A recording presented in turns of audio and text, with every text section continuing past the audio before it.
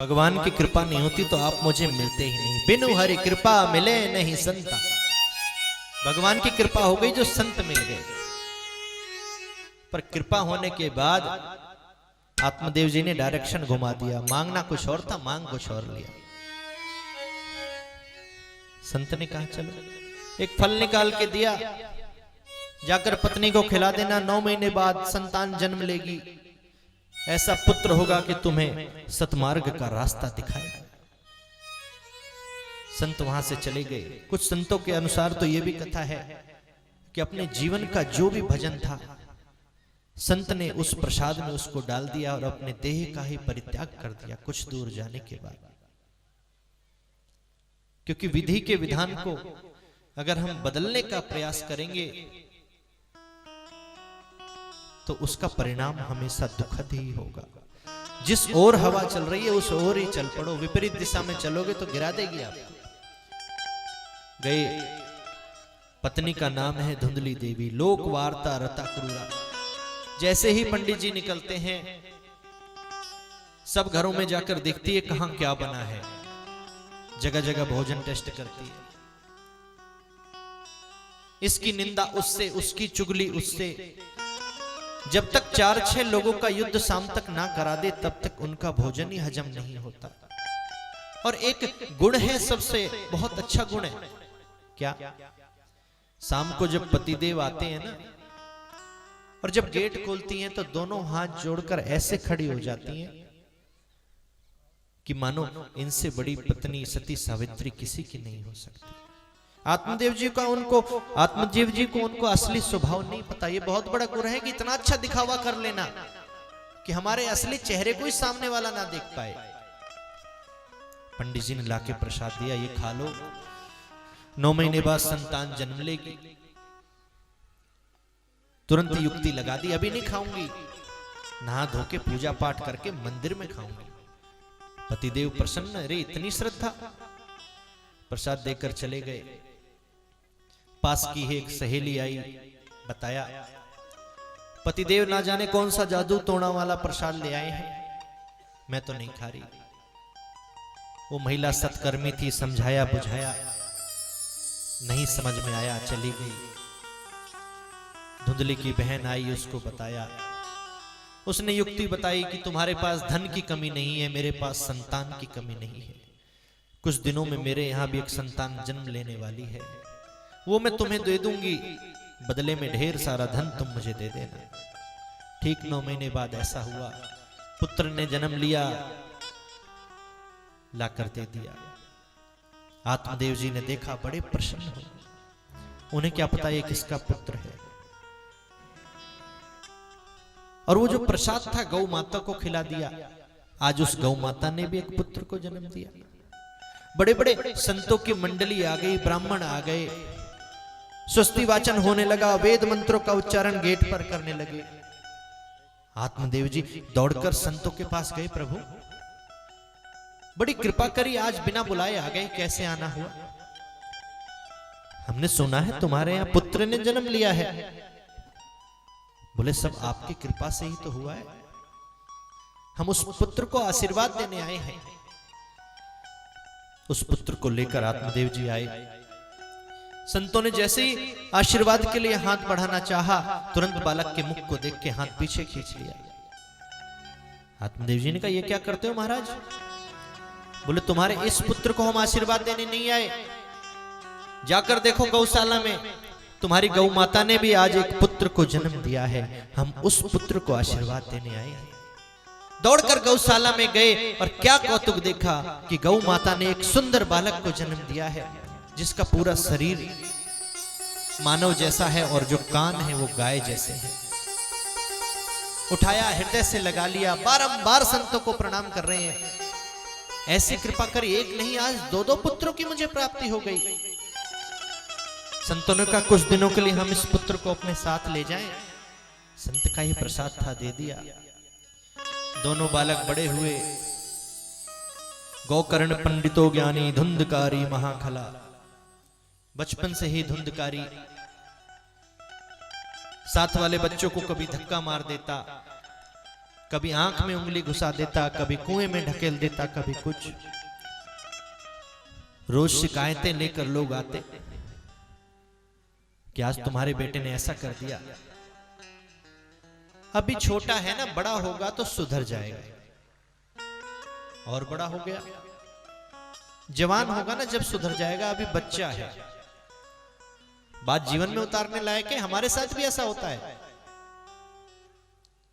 अभी गिरजा जी बता रही थी कि क्या नाम है, इनकी छोटी सी बेटी पोती है 3-4 वर्ष की। जब तक वो खुद जाकर ठाकुर जी को रात को नहीं देख लेती कि ठीक से लिटाया है माँ जी ने कि नहीं, ठीक से दूध पिलाया है कि नहीं, तब तक वो उसको शांति नहीं मिलती। तो ये हमारे संस्कारों का असर है। अपने संस्कृति को हमारे जो बच्चे भूलते जा रहे हैं, उसका कारण है हम ही हैं। उसका कारण उसी समय अगर अनुशासन करते, बेटा कैसे मार दिया तुमने, ऐसे पूजा करो, नहीं बड़ा हो जाएगा। बड़ा होने के बाद उसकी वो आदत बन जाती है, और आदत बनने के बाद आप उस आदत को बदलने का प्रयास करो, जीवन में नहीं बदल पाओगे। ये मेरा अनुभव है। बच्चे के साथ मित्र भाव रखें, पर एक अनुशासन नाम की चीज बहुत जरूरी है। उसके बैग में चेक करें क्या रखता है, अपने रूम में क्या रखता है, फोन में क्या देखता है, किससे बात करता है, उसके मित्र कैसे हैं। और इन्हीं सब चीजों में आज हमसे गलती हो जाती है, और बड़े होके हमें पछतावा होता है। और तो और आजकल शुरू से हम प्लानिंग कर लेते हैं कि 10th के बाद बाहर भेज देंगे, विदेश भेज देंगे, ये कर देंगे, वो कर देंगे। जैसी मैंने आपको कथा आज सुनाई कि जो मैं देख के आया हूं अभी 2-4 घरों में, और फिर आप सोचो कि वो आपके सुख में, आपके दुख में खड़ा रहे, आपके चरणों की सेवा करे, कभी नहीं हो सकता। परसों रात को गुरुजी को याद करके हम सब, सुभाष जी के सारे बच्चे, सुनीता जी, सब रो रहे थे। फिर बाद में इस विषय पे चर्चा हो गई। मैंने कहा ये बच्चे अभी तो रो रहे हैं, अब ये परदेश में पढ़ रहे होते तो ये आंसू कहां से आते। जब ये पढ़ के आते तब आप रो भी रहे होते तो ये हंसते, देखो मम्मी पापा कैसे मुंह रखे, रो रहे हैं बिना बात के। तो ये संस्कार हमें ही डालने हैं,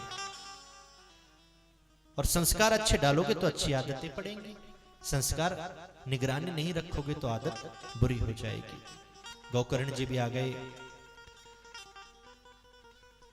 धुंधकारी एक दिन शराब पी कर आए, रात्रि का समय, माता ने कहा जल्दी से जाकर लेट जाओ, तुम्हारे पिताजी को ना पता चल जाए। उसी दिन माता से गलती हो गई। तुरंत आत्मदेव जी को बुलाती, देखो तुम्हारा बच्चा आज शराब पीकर आया है। 2 थप्पड़ धुंधकारी में लगाते। दूसरे दिन से शराब पीने से पहले सोचता कि अगर पी के गया तो पिताजी बहुत मार लगाएंगे।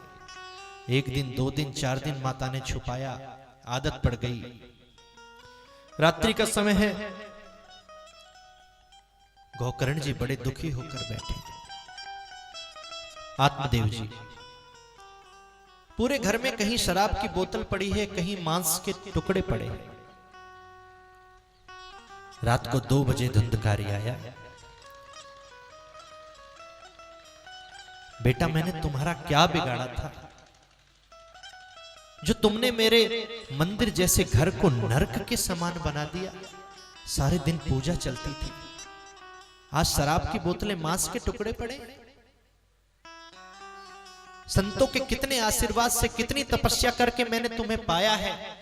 आत्मदेव को नहीं पता उनकी संतान नहीं है, और तुम ऐसा कर रहे हो। पिताजी बस एक शब्द भी और कहा तो मैं भूल जाऊंगा कि आप मेरे पिता हैं।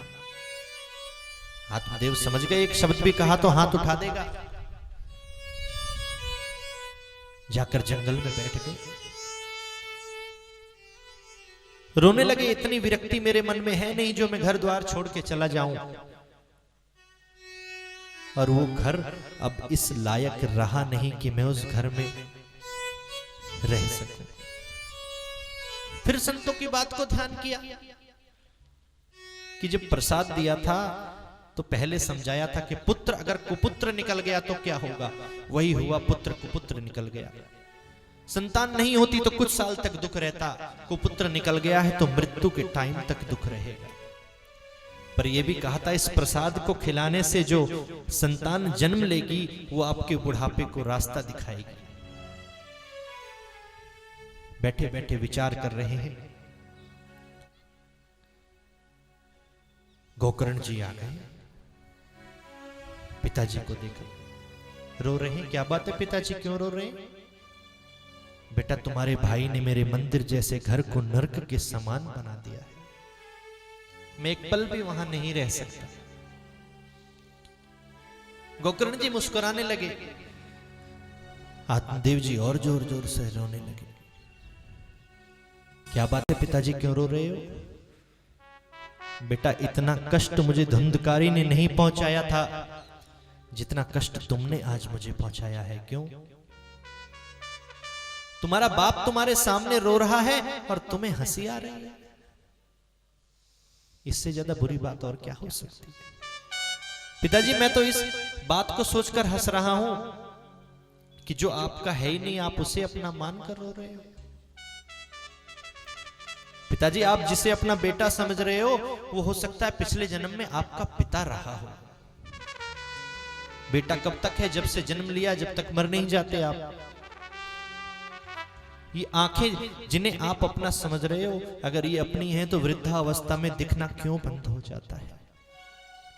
ये कान अगर हमारे अपने हैं तो एक अवस्था के बाद जाकर हम बहरे हो जाते हैं, ऐसा क्यों? ये पैर हमारे हैं, आजकल देखें घुटनों की बीमारी, एक कदम चलने से पहले सोचना पड़ता है। पिताजी और तो और ये शरीर भी हमारा नहीं जो कि जलकर यहीं राख हो जाता है।